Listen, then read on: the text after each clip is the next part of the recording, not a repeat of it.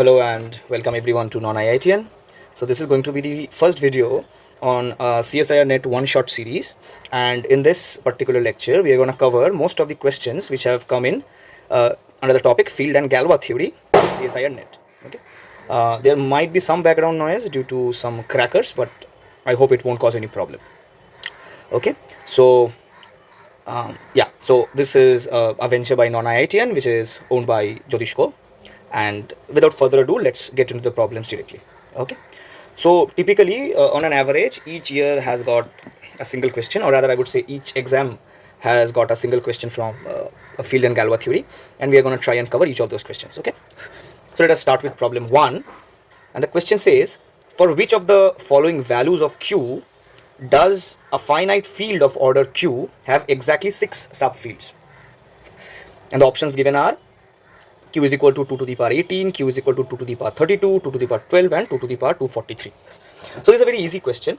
Recall that if you have a field of order P to the power M, which is obviously an extension of a field of order P, then the number of subfields is exactly equal to the number of divisors of M. Okay, basically speaking, if you have a field of order 3 square, then there will be an intermediate field of order 3 to the power 1, and it is the only intermediate field possible. Okay, because the number of factors of 2 is just 2. So, and both of these are obviously intermediate fields in some sense. Okay, are you getting my point? Fine. So basically we will get intermediate fields of each. So let me just explain it a bit. So if let's say alpha, beta, gamma, these are the divisors of M, so we will get the intermediate fields of the form fp to the power alpha, fp to the power beta, fp to the power gamma, and they all will be extensions of fp. Okay, if beta is a divisor of alpha, then this will also be an intermediate field of fp to the power alpha. That is the concept here. Okay, so we have to check just the number of divisors of each of the exponents given here. And how to find the number of divisors? Then recall that if you have a number of the form p1 to the power alpha 1, p2 to the power alpha 2, so on and so forth till pk to the power alpha k, then tau of n, which is the number of divisors of n, this is given as alpha 1 plus 1 into alpha 2 plus 1, so on and so forth till alpha k plus 1. Okay, so let's check it for 2 to the power 18. So 18 is 2 into 3 square. So what is tau of 18? Tau of 18 is, so 2 to the power 1 it is, right? So it is 1 plus 1 into 2 plus 1, which is 6. So 1 will be true. 2 to the power 32, 32 is just 2 to the power 5. So tau of 32 will again be 6, right? Okay, tau of 12. So 12 is 2 square into 3, which is again 2 plus 1 into 1 plus 1, which is again 6. Okay, so option 3 is also correct.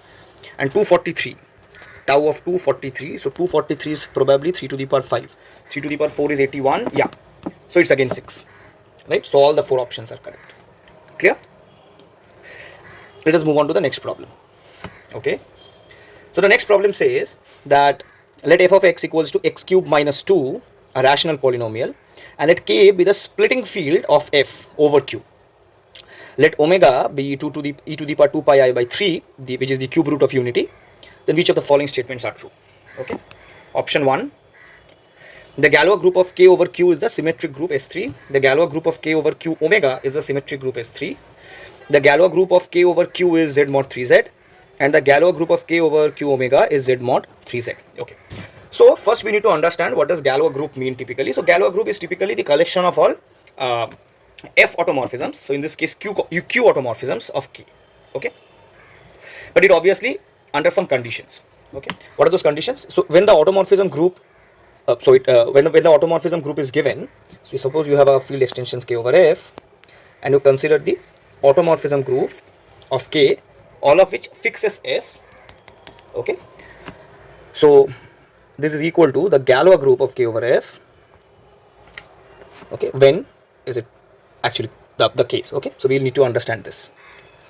So we say that k over f is a Galois extension if k is the splitting field of a separable polynomial Separable polynomial means a polynomial which has distinct roots over its splitting field or over some algebraic closure of f. So of a splitting field of a separable polynomial over f, and in this case the Galois group of k over f, which is the collection of all f automorphisms of k, all the automorphisms of k which fixes f, this has the cardinality exactly equal to k over f. Okay, okay, and this condition is satisfied only when it's a Galois extension. Okay, fine. Now observe that we are given k to be the splitting field of x cube minus 2. Okay, so f of x here is x cube minus 2, and it is clearly a separable polynomial. It's a separable polynomial over q. Why is it so? What are the roots of this polynomial? The roots of this polynomial are cube root of 2, cube root of 2 omega, and cube root of 2 omega square. So these are all distinct roots, right? So f is a separable polynomial. It's clearly a monic irreducible polynomial, which can be clearly observed. So what is the splitting field typically? So if you have studied very basic very basic field theory, then or rather you can just go to we have a full playlist made on rings and fields, where we have discussed in details about the splitting fields, how to form the splitting field, what does the splitting field look like when you have the roots, or what does a normal extension looks like, things of that sort. A completely detailed course on field theory we have in our channel, non-IITian. You can surely go and watch that playlist. So the splitting field here k is nothing but q extended by cube root of 2 and omega. Okay, and this is taken to be an extension over q. Okay, now the first thing which we need to calculate is, we are given that we need to also check what does the Galois group of k look over q omega, and something which you can observe that this actually has an intermediate field q omega, which is further an extension of q. Okay, now this extension is of degree 3. Why is it so? Because cube root of 2, this will have the minimal polynomial as x cube minus 2. Okay, over q omega, and q omega over q, this is an extension of degree 2, because omega has the irreducible polynomial x square plus x plus 1. Clear? So by the tower of extension theory of field extensions, this extension is of degree 6. Is it clear? Now one thing is quite clear from here, that the Galois group of k over q is not z mod 3z, and the Galois group of k over q omega cannot be the symmetric group S3. Why is it so? Because of this particular statement, that the order of the Galois group must exactly be equal to the degree of the extension, and both of these are Galois extensions with respect to this polynomial, because x cube minus 2 is a separable polynomial over q omega as well, and since k is the splitting field of this polynomial, so it's a normal plus separable extension. This is also a normal plus separable extension. Is it clear? Fine. So the Galois group of q, or rather k over q omega, this should have cardinality equal to 3, and the Galois group of k over q, this should be of order 6. Okay, fine. Now, so the possibilities are 1 and 4. Okay, first thing first, observe that if a group is of order 3, then it should necessarily be cyclic, right? Because it's a prime ordered group, so it should be cyclic, and every cyclic group of order n is isomorphic to Zn. So the Galois group of k over q omega is of order 3, so it's cyclic, so it should be isomorphic to Z3. So option 4 is correct, right? So we need to check whether option 1 is correct or not, and this you can actually take it to be a fact, because it's a well-known result that this extension is the Galois group of this extension is isomorphic to S3. But the proof of this is also pretty easy, because if you choose any sigma from the Galois group of k over q, then sigma will permute the roots of the polynomial concerned, f of x equal to x cube minus 2. So if you choose any sigma, what does it do? It will just permute out the roots we have. Okay, so sigma will take cube root of 2 to either cube root of 2. So let me just, I will be generating the Galois group using sigma. Okay, we'll see how does it go. Omega will be sent to omega, and omega square will also be sent to omega square. Okay, so this is actually the identity automorphism. Okay, next we can consider the automorphism, which sends cube root of 2 to cube root of 2 omega, omega to omega, and omega square to omega square. Okay, and finally we will take an automorphism tau, which sends cube root of 2 to cube root of 2, omega to omega square and omega square to omega. Now this is a very small exercise. Observe that the Galois group of k over q is exactly the following group. The identity sigma, sigma square, tau, tau sigma and tau sigma square. Okay, once you just what you do, you just check where does each of these elements sends each of these roots. Okay, and you will see that these are all the possible elements. First thing, you know that there should be at exactly 6 elements. This is already proven, right? So you can just easily observe it out by putting or by checking the images where each of these elements send cube root of 2 omega and omega square, and we'll see that these are all the elements. Now observe that this is isomorphic to D3 because you can just send sigma to R and tau to S, and then this will be exactly Rs with the condition that R cube equal to 1, S square equal to 1, Rs equal to SR inverse, and D3 is isomorphic to S3. Okay, is it clear? So option 1 is also correct. Got it? Let's move on to question 3. What does question 3 says? It says that let alpha be the fifth root of 2 and zeta be the exponential of 2 pi I by 5. Okay, let k equal to q alpha zeta. Okay, fine. So k here, one thing which you can immediately observe is that k, so this is exactly like the previous question. So k is the splitting field of x to the power 5 minus 2 over q, right? K is the splitting field of x to the power 5 minus 2 over q, because one of the roots you will get out to be fifth root of 2, because the roots here will be the fifth root of 2, the fifth root of 2 omega, sorry, they are given as zeta, then the fifth root of 2 zeta square, the fifth root of 2 zeta cubed, and the fifth root of 2 zeta to the power 4. Okay, is it clear?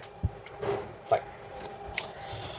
Okay, now first thing is that this is in fact a Galois extension. Why is it so? Because this polynomial is a separable polynomial over q, and k is the splitting field of this separable polynomial. Is it clear?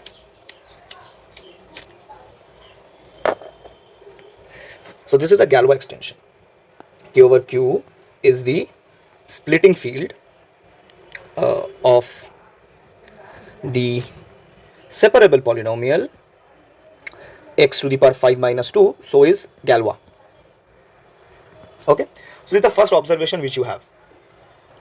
Now we know, we discussed this just in the previous problem, that the elements of the Galois group are exactly the automorphisms of k over q, which fix q obviously, and they permute all the roots of the polynomial given to us. So what will it do? So sigma will send the fifth root of 2 to one of these 5 elements, and it will send zeta to one of these 4 elements, zeta, zeta squared, zeta cube, zeta to the power 4, and it will be sent to these 5 elements. So total how many number of elements would be there? So the Galois group of k over q, this will have elements exactly equal to 20. Okay, let's get to the question options.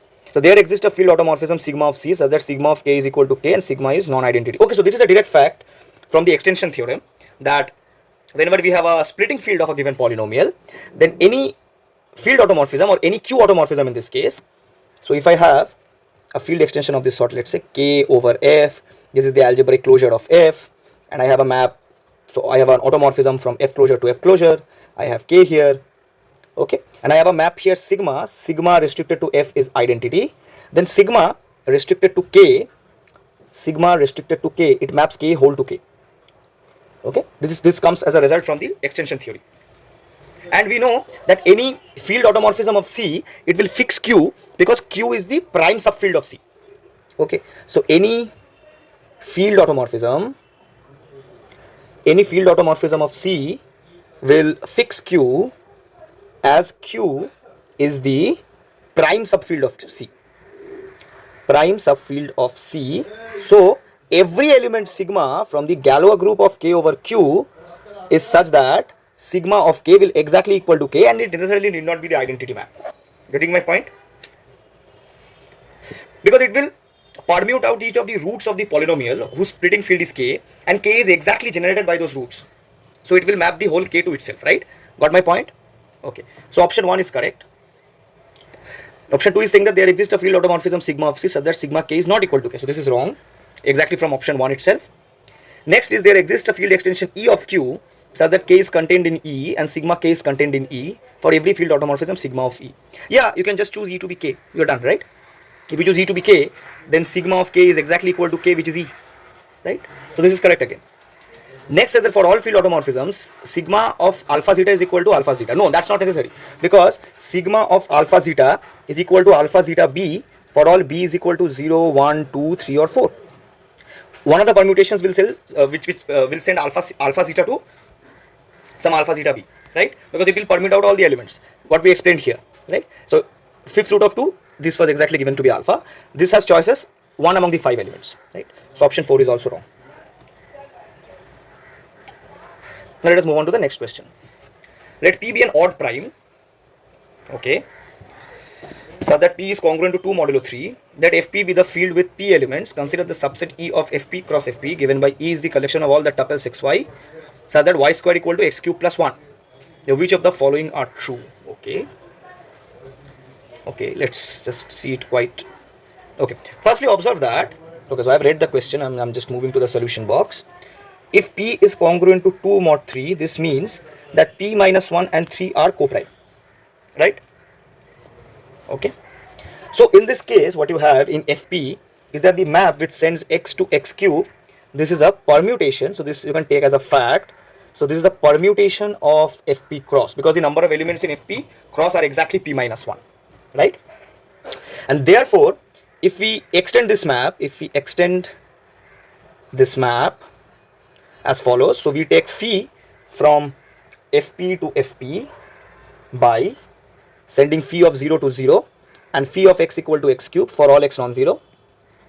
Okay, what do I have? So then we have phi to be a surjection. Okay, in fact a bijection. Clear? Because this is already a permutation, so it's a bijection, right? So we just mapped 0 to 0. Got my point? So phi to be a bijection. Therefore, now sending phi x to x cube is a bijection. So what do I conclude from here? Therefore, the collection x cube plus 1 such that x is in Fp, this is exactly equal to Fp. Okay. Now we are given to find all the tuples xy such that y square equal to x cube plus 1. But we just proved that this is exactly the collection of all the elements u in Fp. So we only need to find all those elements which are perfect squares in Fp, and that's exactly the problem. Okay, therefore our problem is reduced to find all y in Fp such that y square equal to u, where u lies in Fp arbitrarily. Okay, now if u is equal to 0, then we have only one solution to this. Okay, is it clear? Now this is also a fact, this is a number theoretic fact, that if u is a quadratic residue, then y square equal to u, this will have two solutions. Okay, clear? And if u is not a quadratic residue, we will have no solutions. Okay, now over Fp we have exactly p minus 1 by 2 quadratic residues. Also take it as a fact, over Fp we have exactly p minus 1 by 2 quadratic residues. Okay, so therefore what should be the cardinality of E? So if for 0 I have only one solution.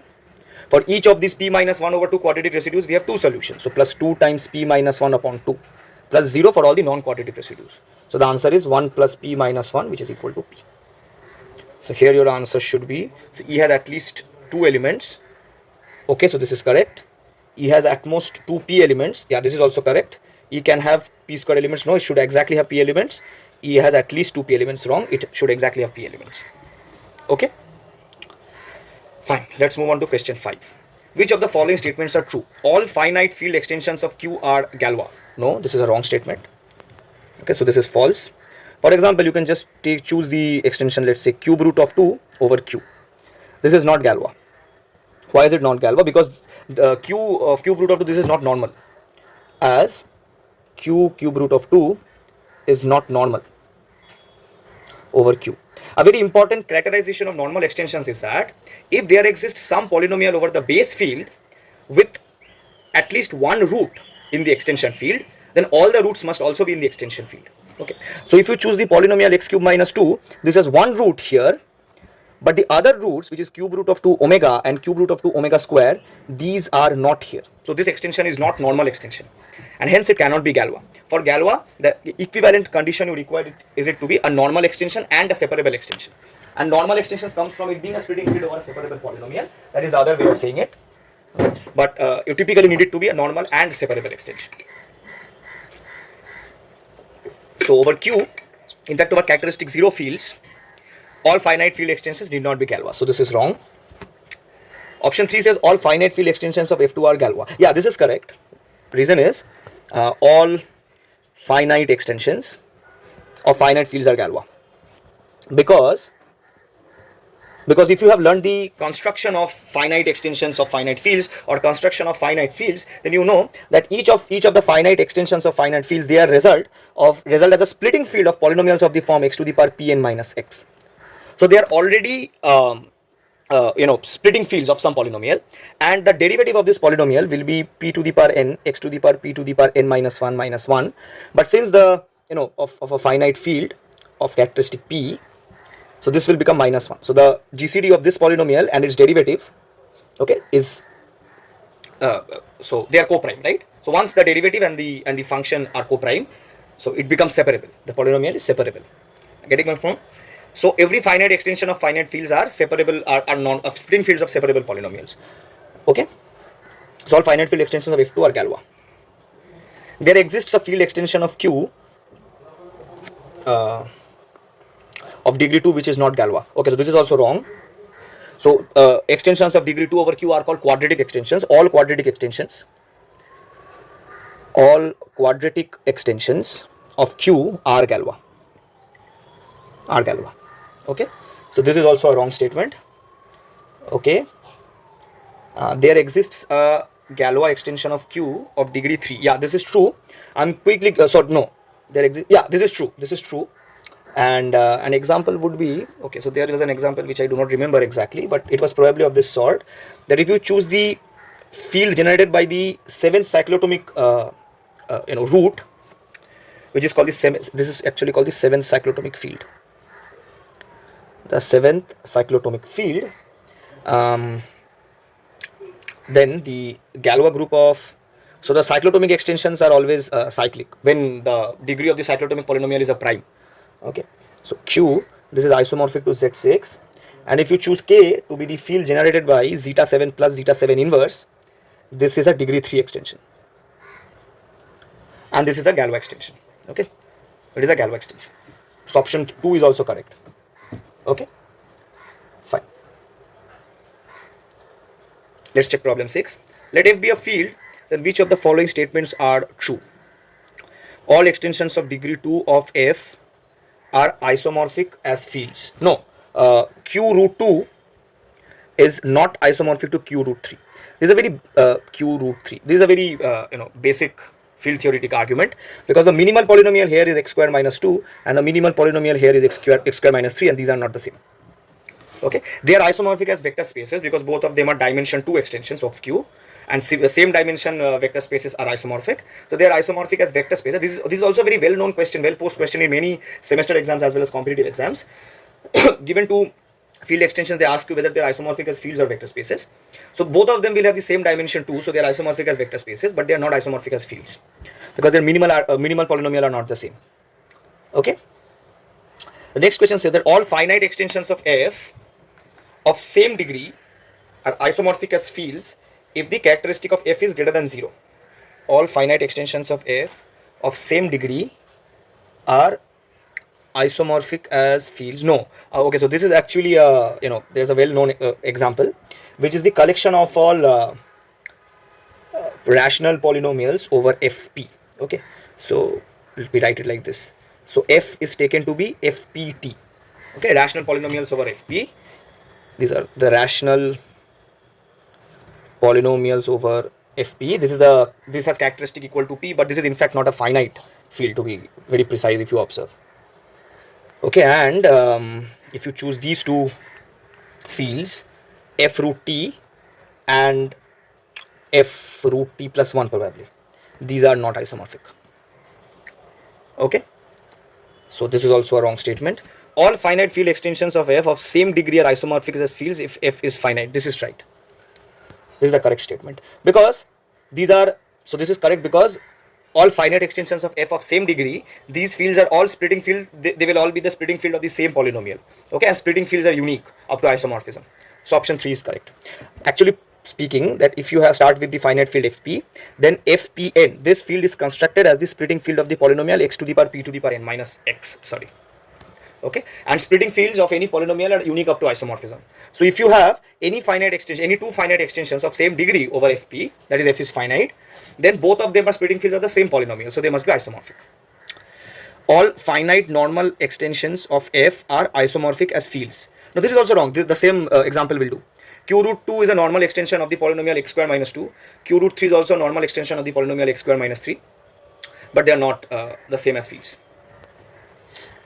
Okay, let us move on to the next problem. Which of the following statements are true? The multiplicative group of a finite field is always cyclic. This is true.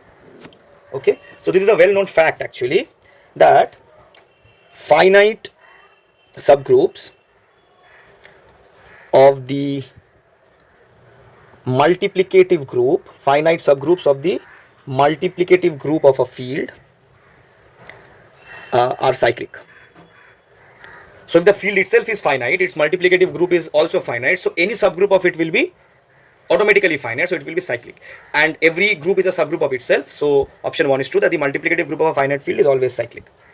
The additive group of a finite field is always cyclic. No, this need not be the case. There exists a finite field of any given order. No, the order of a finite field is only of the form p to the power n. N is a natural number, p is a prime. Okay, and each such field are unique up to isomorphism. A field of order p to the power n, provided p and n are unique up to isomorphism. So option 4 says that there exists at most one finite field of every given order. Yeah, so if the given order is not of the form p to the power n, there will be no finite field. If it is of the form p to the power n, there exists exactly one finite field up to isomorphism. So option 4 is also true. There is also a well-known fact that the additive group of a finite field need not be cyclic. For example, let's say if you choose the field f4, then its additive group can be of the form z2 cross z2, the Klein-Fold group. Okay, it's not cyclic, right? And every element will have order 2 here. Okay, because it's of characteristic 2, right? So f4, this field has characteristic 2, right? So every element has additive order 2. So its additive group should be isomorphic to z2 cross z2, because z4 has one element of order 4, which is absent here. Additive order 4. Okay, fine. So so we have got a example here. Let's move on to the next question. Okay, so this is actually a very interesting question. So the question says that let f27 denote the finite field of size 27. For each alpha in f27, we define a alpha to be 1, 1 plus alpha, 1 plus alpha square, and so on. Then which of the following are true? The number of alpha in f27 such that the number of elements in a alpha is 26 is exactly 12. Okay. 0 is in f alpha if and only if alpha is non-zero. Cardinality of a1 is 27. Intersection of all the a alphas is a singleton set. Okay, so a1, what is a1? So a1 will be 1, 1 plus 1, 1 plus 1 plus 1, and so on, right? But since this is a finite field of size 27, 27 is 3 cubed, so the characteristic of this field is 3. So therefore it should be 1, 2, 3 becomes 0, and it repeats itself. So there should only be 3 elements. This is wrong statement. Let's check option 4. Observe that 0 is in f27. So I can talk about a0, but a0 will have only one element. So intersection of all these elements alpha in f27 of a alphas, this should be contained in a0, which is exactly 1, and it is obviously non-empty. So therefore intersection of a alpha in f27 is exactly 1, singleton set. Why is it non-empty? Because 1 will always be there, right? The element 1 will always be there. So this is true. Number 2, what does it say? 0 is in A alpha if and only if alpha is non-zero. Okay, let's see. Firstly, observe that if alpha is equal to 0, then A alpha is exactly equal to 1, which implies 0 is not in A alpha. Contrapositively, 0 is in A alpha implies alpha is non-zero. Right? So let us check the converse. What can we say? Suppose alpha is non-zero. Okay, then if alpha is equal to 1, then I have A alpha to be 0, 1, 2, which implies that 0 is in A alpha. Okay, if alpha is not equal to 1, then A alpha, observe that I can write it as S0, S1, S2, so on and so forth, where Sj is nothing but 1 plus alpha square and so on till alpha to the power j. Right? Is it clear? Which is nothing but alpha to the power j plus 1 minus 1 by alpha minus 1. Is it clear? Is it clear? Now, since this is a finite field, so the multiplicative group of this field is cyclic. And a cyclic group has elements of orders of all possible factors of the order of the group. Right?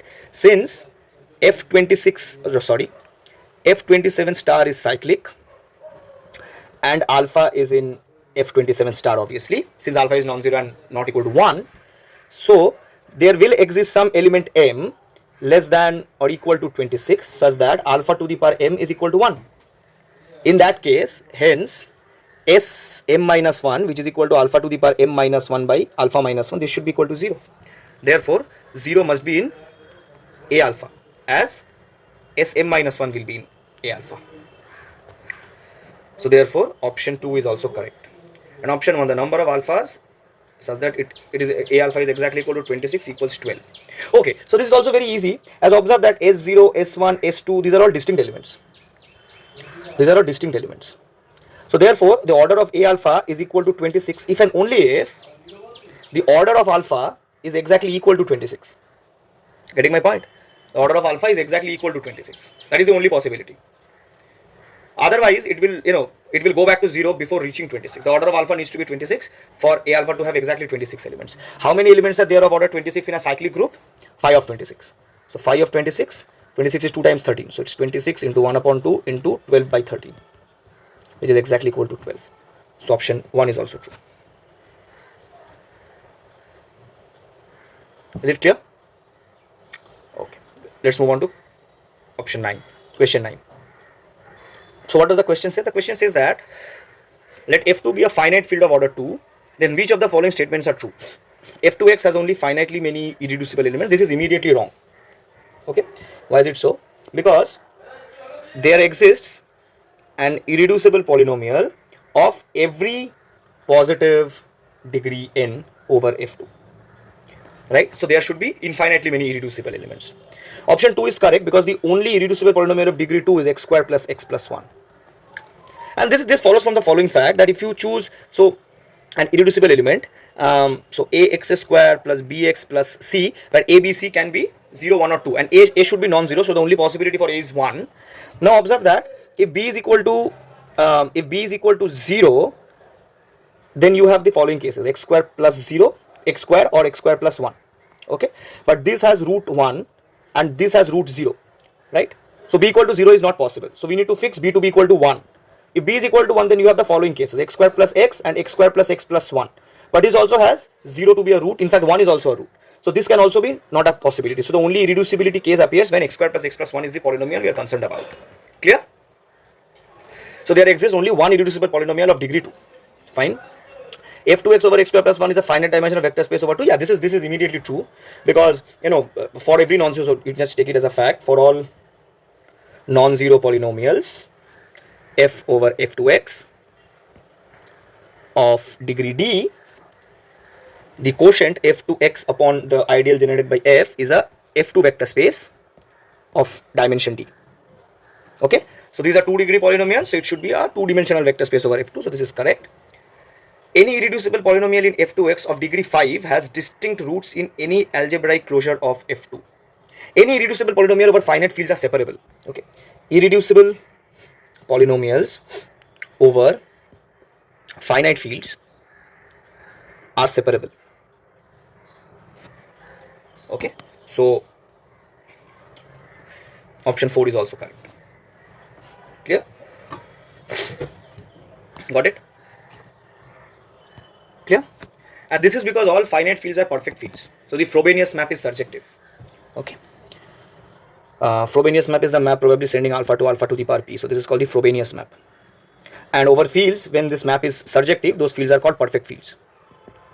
So typically, as far as I remember, that over perfect fields or all irreducible polynomials are separable, and finite fields are perfect fields.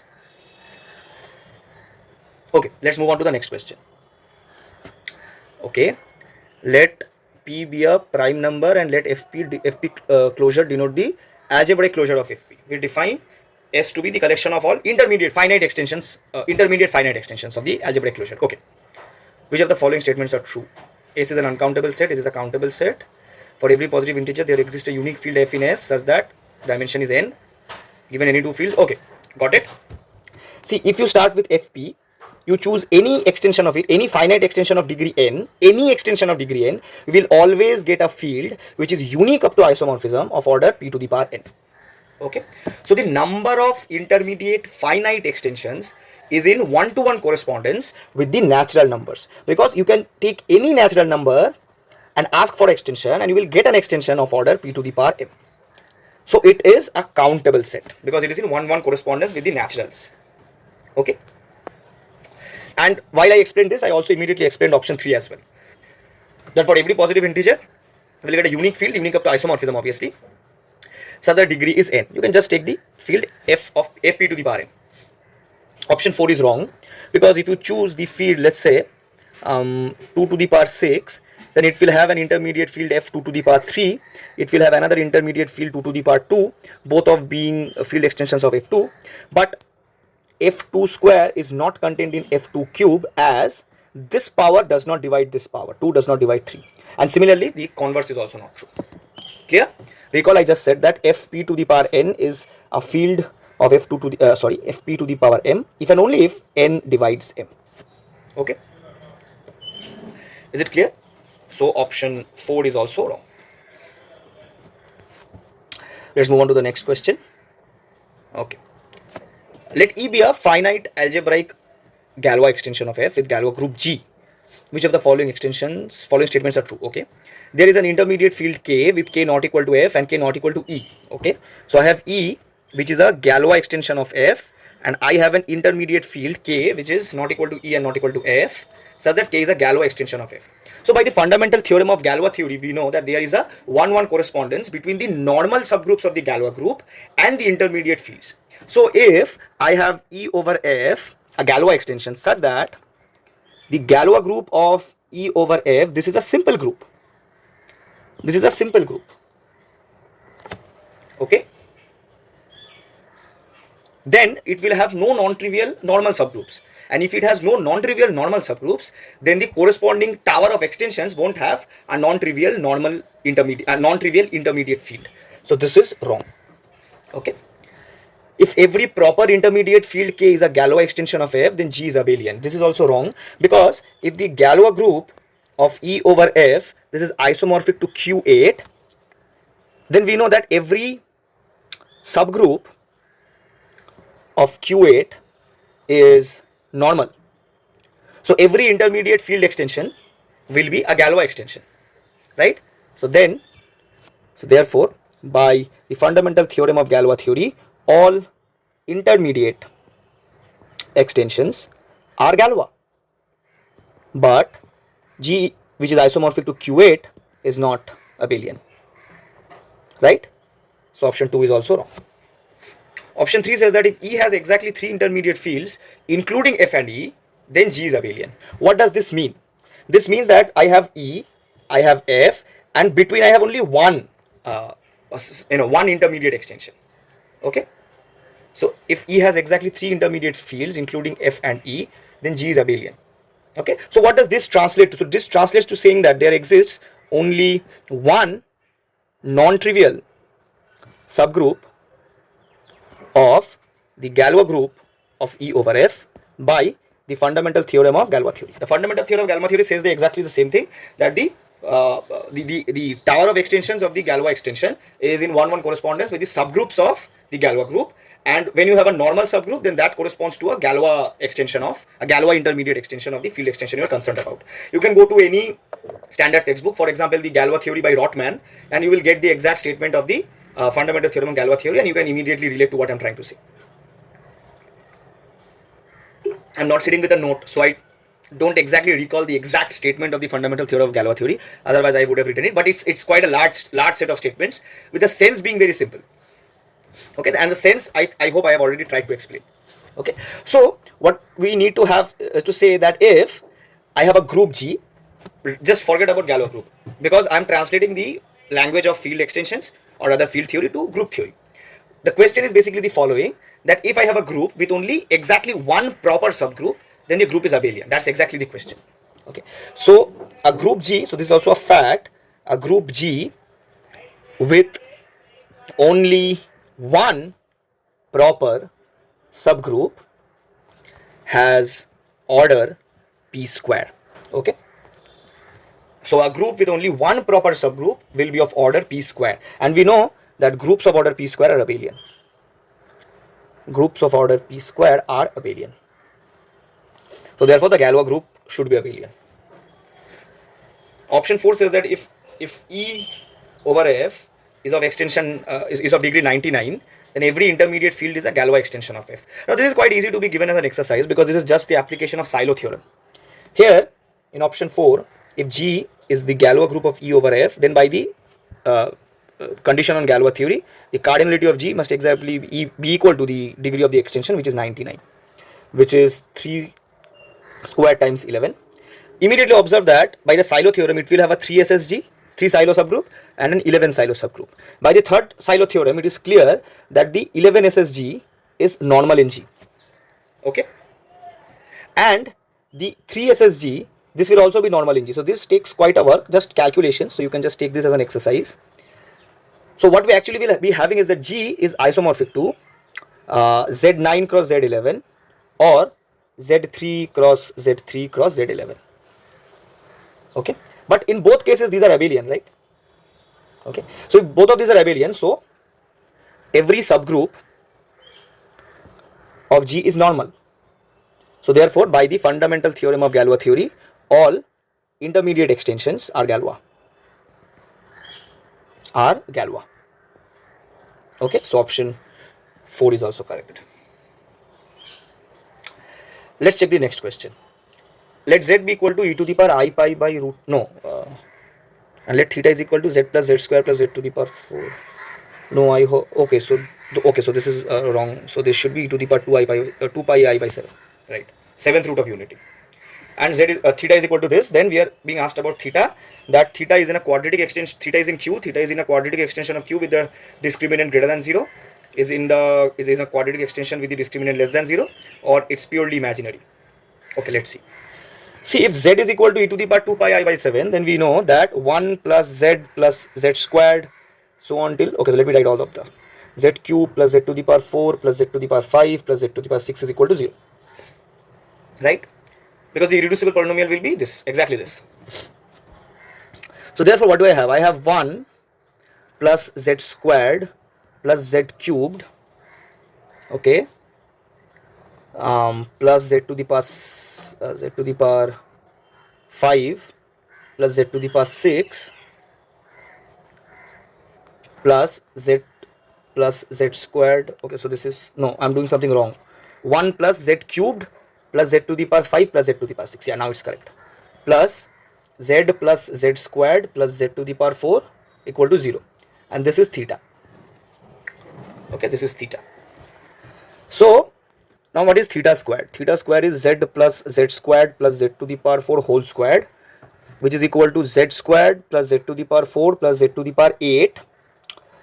Plus, okay, I also have another condition that Z to the power 7 equal to 1, which would make Z to the power 8 equal to Z. So this is nothing but Z. Plus 2 times Z square is Z cubed, plus Z times Z to the power 4 is Z to the power 5, plus Z squared times Z to the power 4 is Z to the power 6. Okay. So this is equal to theta plus 2 times Z cube plus Z to the power 5 plus Z to the power 6. But from here observe that z to the power cube plus z5 plus z to the power 6 is nothing but minus theta minus 1, right? I sent theta there and I said 1 here. So therefore this is exactly equal to theta plus 2 times minus 1 minus theta, which is theta minus 2 theta, which is minus 2 minus theta. Therefore I have the equation theta square plus theta plus 2 equal to 0. So if I solve for theta, I get it to be minus 1 plus or minus root over of 1 minus 8 by 2. So here my d is equal to minus 7, right? Because this is minus 1 plus or minus root over of minus 7 by 2. And this is not purely imaginary. This is not in Q. The discriminant d is equal to minus 7. This is greater than 0. Sorry, this is less than 0. So option 3 should be your correct answer. Okay, let us move on to the next question. Let F be a finite field and K over F be a field extension of degree 6. Then the Galois group is isomorphic too. Okay, so we have analyzed such an extension. Recall that K is the splitting field of x cube minus 2 over Q. Then K over Q was Galois. And we had proved in the first question probably that the Galois group of K over Q, this is isomorphic to S3, which is the permutation group of this. Right? No, sorry. Permutation group on this. Sorry. Permutation group on 3 elements. Right?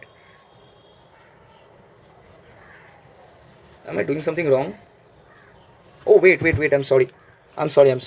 We are given it to be a, see, this is what overconfidence does. I did not read the full question. Let F be a finite field. Okay, let F be a finite field and let K over F be a field extension of degree 6. Then the okay, so Galois extensions, Galois group of a Galois extension over a finite field is cyclic. All Galois extensions of finite fields are cyclic. Okay, and the cardinality of the Galois group of K over F, this must exactly be equal to the degree of the extension, which is given to be 6. So it's a cyclic group of order 6. So it should be the cyclic group of order 6. Extremely sorry for the mishap. Okay, fine. So we have covered all the questions. That was quite fast. So it took us just 56 minutes. Okay, so thank you for looking into this. Then probably, you guys will get notified about a live problem solving session on complex analysis. A live problem solving session on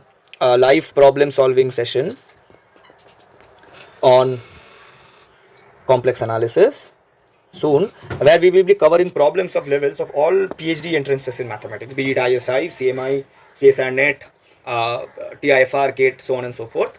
The level of the problems will be quite more, I would say, than the level of the problems which usually comes in these entrance examinations, and our main focus will be to understand the concepts quite deeply. Okay, so meet you guys in the problem solving session and meet you guys soon. Thank you.